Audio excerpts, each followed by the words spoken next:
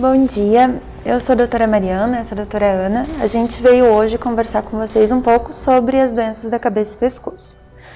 Um pouquinho da minha formação, eu fiz cirurgia geral no HT, fiz cirurgia oncológica no Erasto e cirurgia de cabeça e pescoço no Erasto. E pra gente falar um pouquinho sobre cabeça e pescoço, que não é uma especialidade que as pessoas conhecem muito, né? É uma especialidade mais voltada para a oncologia, doenças malignas, mas que também trata de doenças benignas. A gente pega toda essa parte da face, pescoço, base de crânio, então seja olho, órbita, lábio, nariz, a língua, sólido da boca, a garganta, as pregas vocais e os linfonodos que ficam aqui no pescoço. Como eu disse para vocês, a gente atua tanto com doenças benignas quanto com doenças malignas. As benignas, geralmente a gente está falando de malformações como o cisto branquial ou o cisto tireoglosso, que podem surgir desde a infância e às vezes são notadas só mesmo na adolescência ou na vida adulta. Também os bócios, que são os aumentos da tireoide, aquela tireoide grande que geralmente incomoda muito esteticamente falando, mas que não está muito associada ao câncer de tireoide. Nós também tratamos dos cânceres de língua, nariz e até dos cânceres chamados linfoma, que muitas vezes surgem como nódulos de linfonodos aumentados no pescoço e que através dele a gente consegue ter o diagnóstico.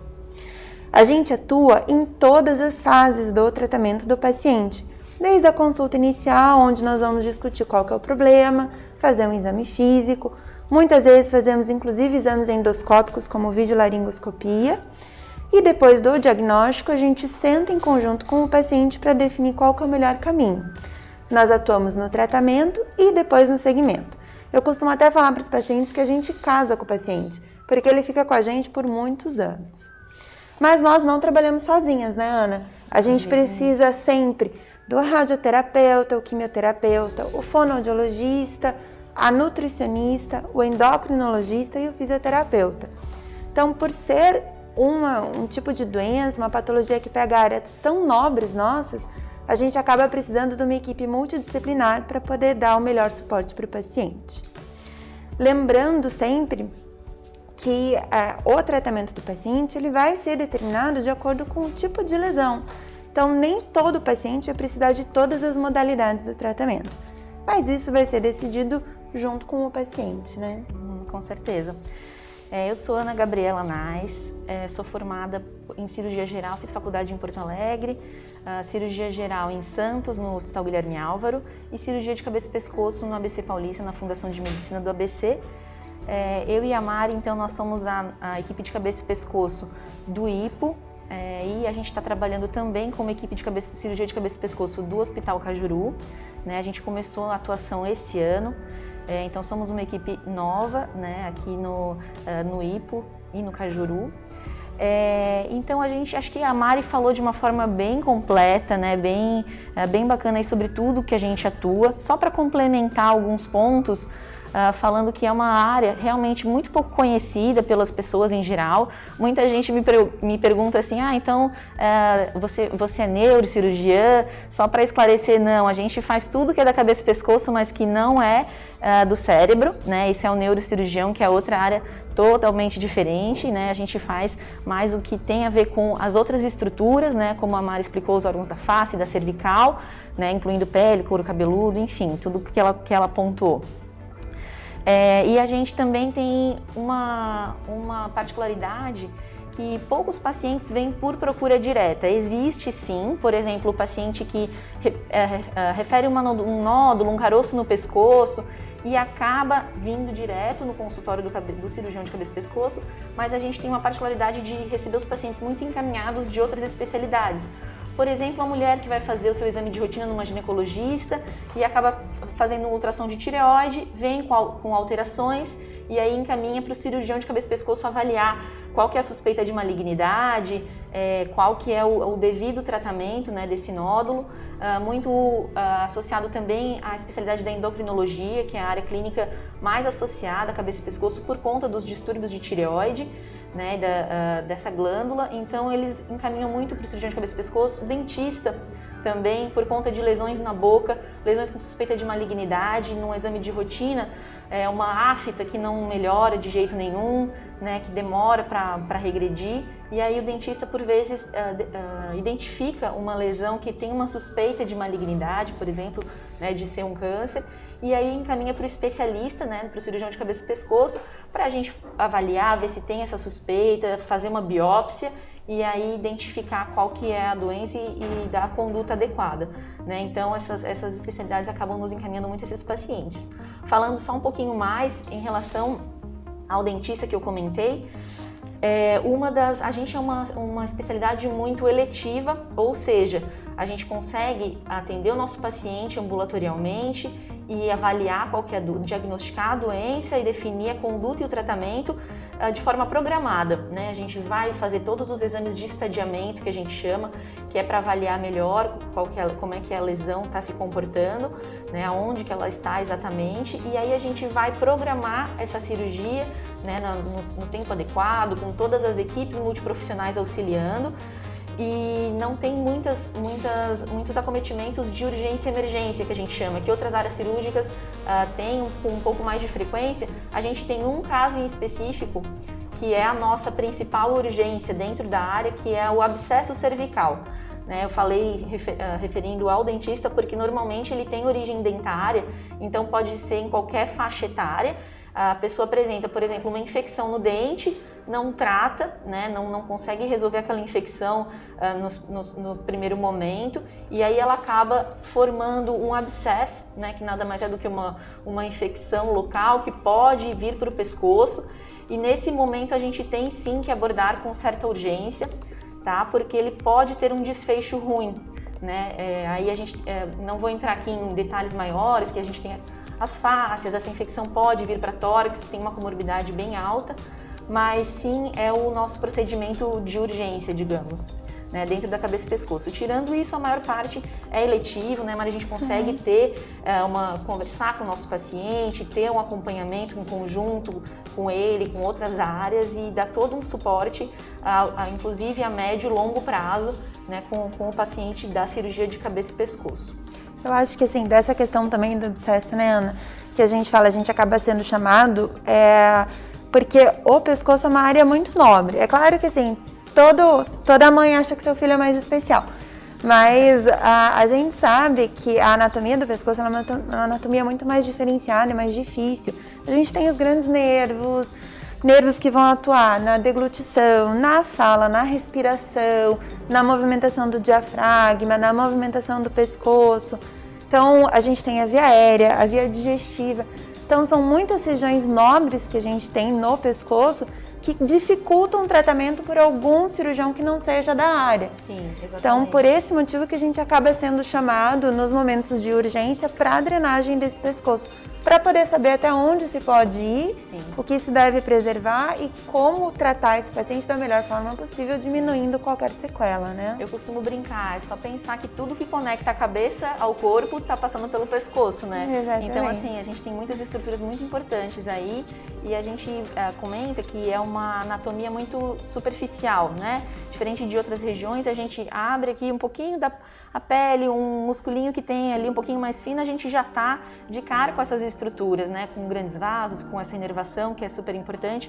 Então, sim uma cirurgia delicada, uma cirurgia que exige, né, uma expertise do profissional, um certo cuidado, né, o conhecimento anatômico da região. Então, com certeza, um cirurgião de cabeça e pescoço aí para lidar com essa região é o mais indicado sempre, né, se disponível no serviço. Exatamente. Bom, vamos começar com as perguntas? A gente recebeu, né, aqui o pessoal disponibilizou uma caixinha de perguntas sobre as patologias do pescoço, né? Então a gente tem aqui na mão algumas perguntas que o pessoal fez para a equipe da cirurgia de cabeça e pescoço, né? A gente vai começar a responder por ordem, então, do que a gente recebeu aqui no nosso material, tá? Vou começar então. Quais são os tipos de tumores de cabeça e pescoço? Foi a primeira pergunta. A gente comentou, né, um pouquinho agora, explanando sobre a área, quais que são eles. Eu vou retomar de forma sucinta. Então, são todos aqueles tumores que acometem a área da cabeça e pescoço, exceto todos que são do cérebro, né, intracranianos. A gente atua nas lesões pele, couro cabeludo, órgãos da face, órbita, nariz, né? A gente, tanto da pele quanto da região interna ali, da parede posterior do nariz, boca, tudo que tem dentro da boca, as pessoas elas não estão tão familiarizadas, mas pode ter câncer de lábio, gengiva, língua, céu da boca, soalho, base de língua, daí vai para amígdala, parede posterior orofaringe, até a região glótica, que a Mari falou bem, pregas vocais, epiglote. Aí a gente vai para, né, qualquer um dos níveis da laringe, pode ter uma lesão localizada, né, uma lesão transglótica que está em mais de um andar glótico, e aí vamos para faringe, tireoide, né, isso todos os tumores primários de cabeça e pescoço, tá? Podemos ter também, comum nessa área, metástase cervical. O que significa isso? São lesões, as lesões primárias, que são nessas regiões que eu falei, elas podem, alguma célula cancerígena pode cair na drenagem linfática, né, que é toda uma circulação da linfa que a gente tem no corpo, e essas células podem ir para os linfonodos, e a gente tem muitos, só na cabeça e pescoço a gente tem mais de 300 linfonodos. Então a gente pode ter no pescoço, que são as chamadas ínguas, né? Quando a gente tem uma inflamação da garganta, que fica com uma íngua aumentada no pescoço, né? É isso que acontece, por exemplo, com o aumento de linfonodo, que pode caracterizar uma metástase cervical, quando tem pode inclusive ser a primeira expressão de um câncer de cabeça e pescoço. Por exemplo, uma lesão muito pequena que você nem notou ou que não deu sintoma ainda, e aí de repente aparece com um linfonodo aumentado, né, que não regride. Se ele regredir na primeira semana, 2 semanas, normal, é reacional a alguma inflamação, até pintar o cabelo pode dar reação de aumento de linfonodo cervical. Mas se ele não regredir, mantiver, crescer, né, aí precisa avaliar, porque às vezes está caracterizando uma metástase cervical, tá? Uma celulinha cancerígena dessa que está na linfa, e aí a gente vai procurar qual que é a lesão primária. Mais algum, Mari? Acho que é mais o que você já passou mesmo. A Alessandra perguntou pra gente que a avó materna dela teve um câncer de tireoide, qual seria o risco dela desenvolver um câncer. Então a gente sabe que a parte hereditária ela é bem importante na oncologia, né? Principalmente dos parentes primários, né? Mãe, pai, avós, irmãos e tios. Então, existe um risco um pouco acima da população em geral, mas não é um risco muito considerado. Diferentemente de outros tumores, como câncer de mama, câncer de pâncreas, câncer de estômago, que a gente está associando um risco maior, o da tireoide não aumenta tanto o risco assim. O ideal seria só você fazer o acompanhamento que você já deve fazer com a sua ginecologista, com o exame clínico, identificar algum nódulo, alguma alteração, fazer um ultrassom para poder fazer o acompanhamento. Certo.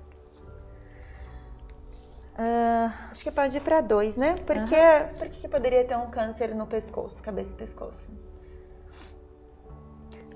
Então, acho que assim, o câncer, ele é uma doença multifatorial. A gente até hoje não conseguiu identificar uma única lesão que causasse, um único motivo que causasse câncer.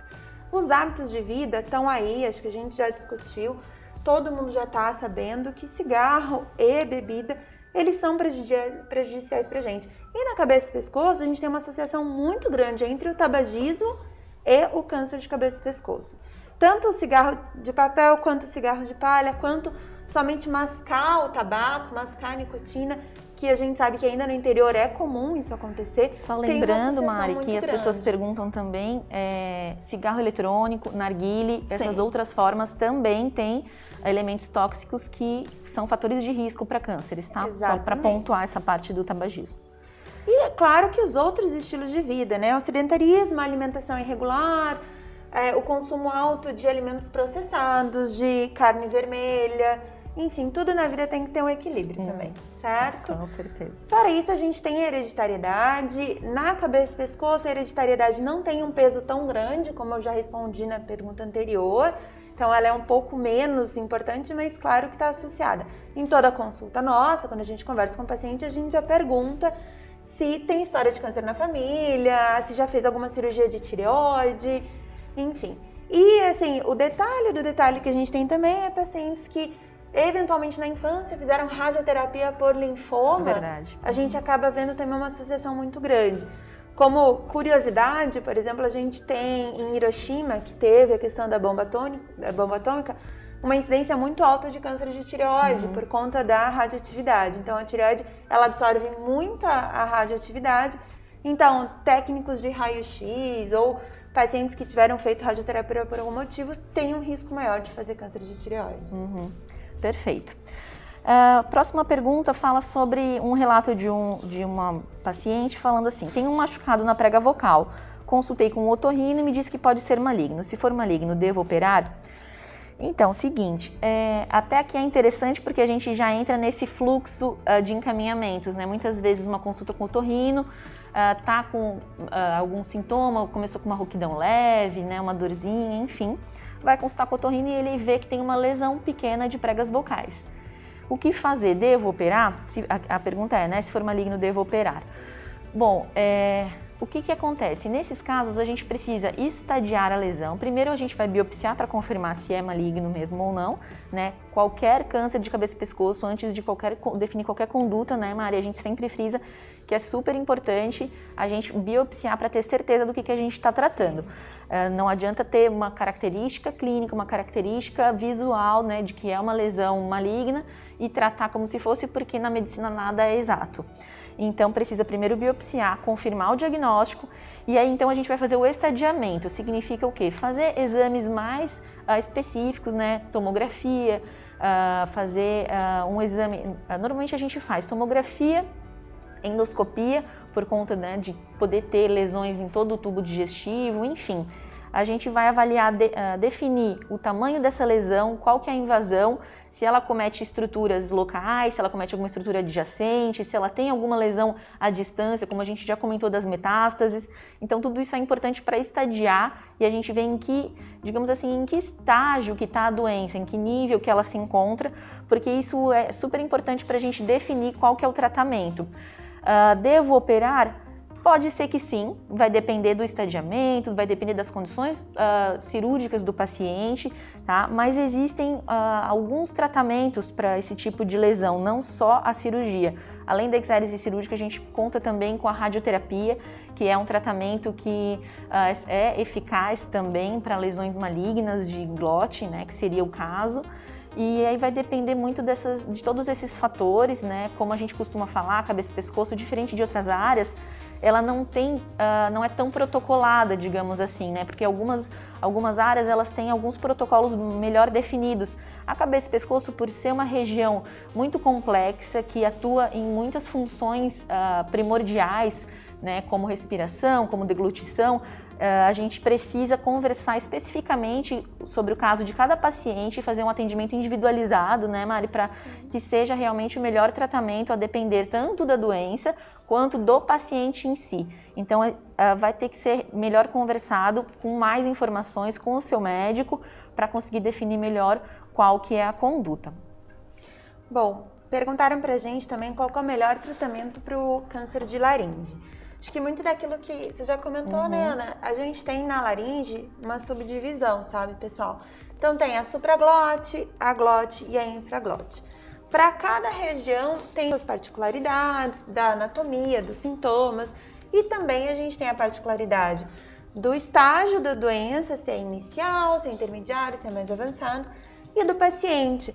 A gente está falando que muitas vezes são pacientes que fumaram por muito tempo, então já tem um comprometimento pulmonar. Exatamente. A gente tem muitos pacientes etilistas crônicos que já são um pouco desnutridos, e esse também é um tipo de tumor que causa desnutrição, né, Ana? Porque o paciente tem dificuldade para se alimentar, tem dor. Então, são uma série de fatores que vão ajudar a gente, que vão determinar que tipo de tratamento. Como eu falei ali no começo, a gente não trabalha sozinho. Então, depende muito da avaliação da nutricionista, da fono, do radioterapeuta e do oncologista clínico, que é quem faz a quimioterapia. Podendo ser um tratamento desde uma radioterapia isolada até um tratamento trimodal, que seria com cirurgia, mais quimio, mais rádio, ou apenas só quimioterapia e radioterapia. Mas cada caso é um caso, realmente não é moda de falar, né? Exatamente. Agora também outro relato de paciente falando que descobriu um glomus localizado em um local muito delicado, impossibilitando a realização da cirurgia. Qual seria o melhor tratamento para essa doença? Vamos lá então, o glomus, o paraganglioma em si, ele pode dar em qualquer parte do corpo, tá? Mas em especial na cabeça e pescoço, ele pode aparecer próximo aos grandes vasos cervicais. Ou seja, ele é um tumor supervascularizado, então ele é uma lesão volumosa com uma vascularização dentro, que pode ser próximo à carótida ou à jugular, né? Você vai ver um aumento cervical próximo a esses vasos. E aí vai ter que avaliar melhor a lesão, como a gente vem falando até agora.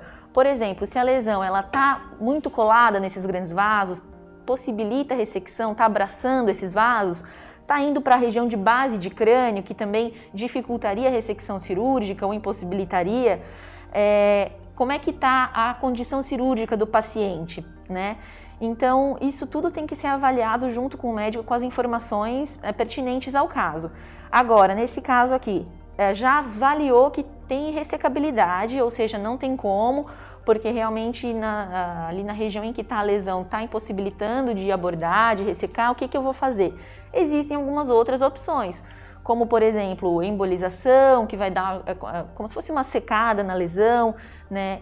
Uma radioterapia também ajuda às vezes a diminuir essas lesões, mas a gente sabe que o glomus ele é uma lesão benigna. Ele é uma lesão que ele às vezes não tem um crescimento significativo. Então, para definir se vai tratar, porque às vezes nem precisa, às vezes só um segmento para ver se essa lesão vai crescer. Vai depender dos sintomas. Por exemplo, às vezes está perto de um grande vaso, mas está comprimindo um nervo que passa por ali. Aí vai dar muito sintoma no paciente, vai alterar alguma outra função. Então, tudo isso vai ter que ser avaliado se tem indicação de tratar e como que pode ser tratado se tiver uma irressecabilidade cirúrgica diagnosticada, como é esse caso aqui. Tá? Então, mais uma vez, vai ter que discutir com o médico, com toda a equipe, para ver o que vai ser melhor para esse paciente. Eu acho que é aquilo, né, Ana? O tratamento não pode ser pior do que a doença. Exato. Então, a gente nunca pode propor algo que é pior do que permanecer do jeito que está, Com certeza. Então, ainda mais nesses casos que são benignos, Exato. A gente tem um leque maior, um tempo maior para poder avaliar, para acompanhar, né, fazer o segmento desse paciente. Com certeza. Bom, o que é o tumor glótico? Isso acaba até entrando nas outras perguntas que a gente já falou, quando eu expliquei para vocês da subdivisão da laringe, e o tumor glótico seria um tumor na glote. A glote é o meinho da laringe, então a gente tem supraglote, glote e infraglote. É a região principal, na verdade, Sim. que é onde a gente vai ter as cordas vocais. Então, um tumor glótico é um tumor que pega essa região das cordas vocais, as pregas ariepiglóticas e todas as estruturas anatômicas presentes lá. Geralmente é um tumor que dá o sintoma precoce, porque ele logo causa rouquidão, dificuldade respiratória. Então o paciente já chega pra gente num estágio mais inicial do que, por exemplo, os tumores supraglóticos, que demoram muito para aparecer pra gente. Então seria um tumor dessa região mesmo das cordas vocais. E é onde mais, dentre os tumores de laringe, é onde mais a gente encontra, né? Exatamente. As neoplasias glóticas de laringe são na região glótica. A próxima pergunta fala sobre carcinoma de orofaringe. Cura somente com radioterapia?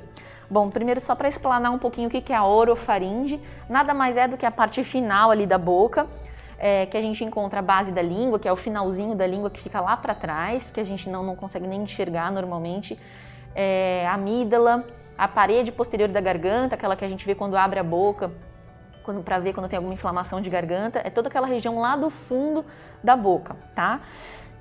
Cura somente com radioterapia? Não. Também a gente encontra, por exemplo, o tratamento cirúrgico dessa região. Só que, como a gente pode imaginar, o acesso é muito mais difícil, a gente tem estruturas que podem comprometer as funções primordiais, como a gente comentou, respiração, deglutição, engolir, né, conseguir engolir.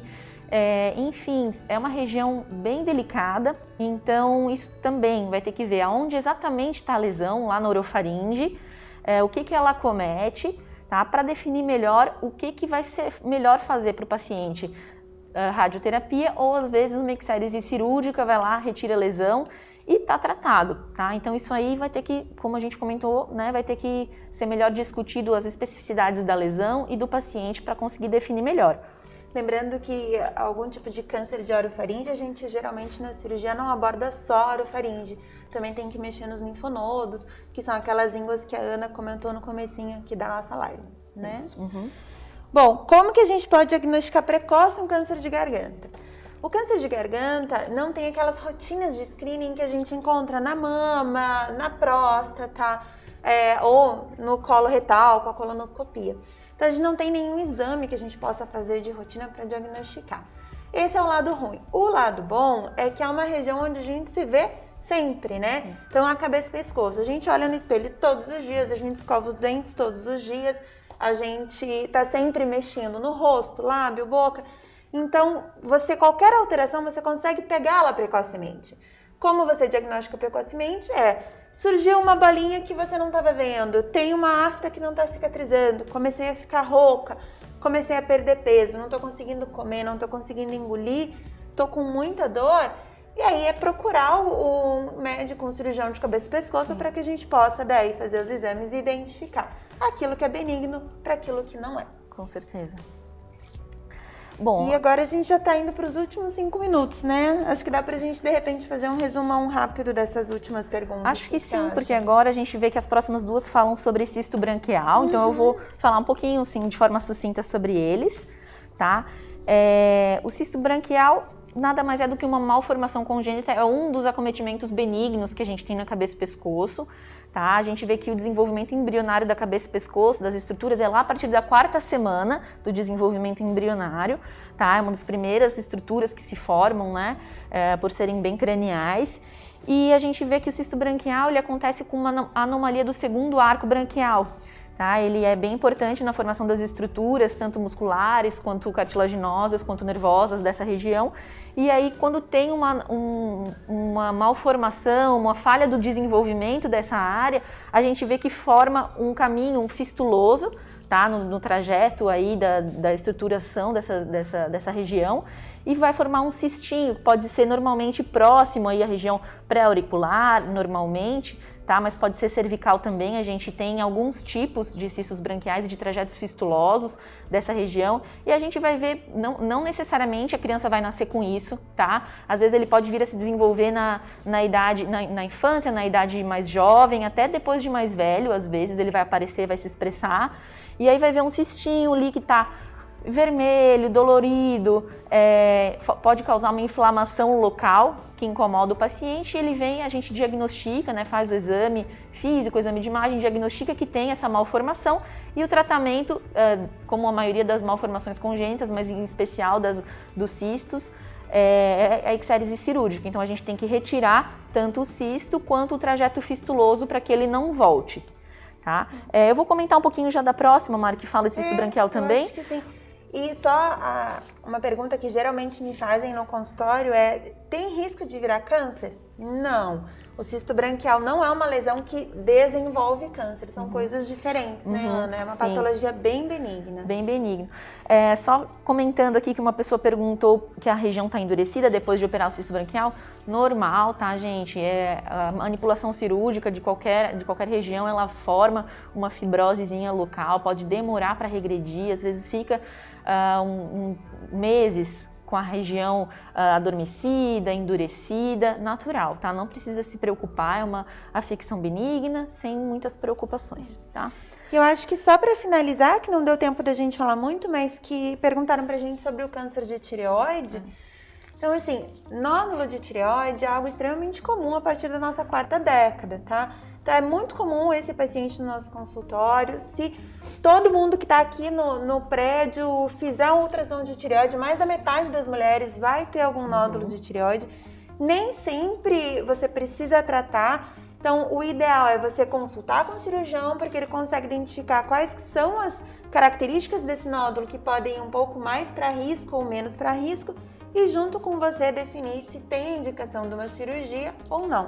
Porém, o câncer de tireoide, eu brinco com os pacientes que é um câncer mais bonzinho, porque geralmente o tratamento é cirúrgico, a paciente vai ficar bem, não vai ter um impacto de sobrevida ao longo do tempo para ela. Ela vai mais precisar de um acompanhamento crônico, mas com pouco risco de vida, né, Ana? Sim. Ele é um dos mais bonzinhos. É um câncer indolente que a gente chama, né? Exatamente. Vai ser...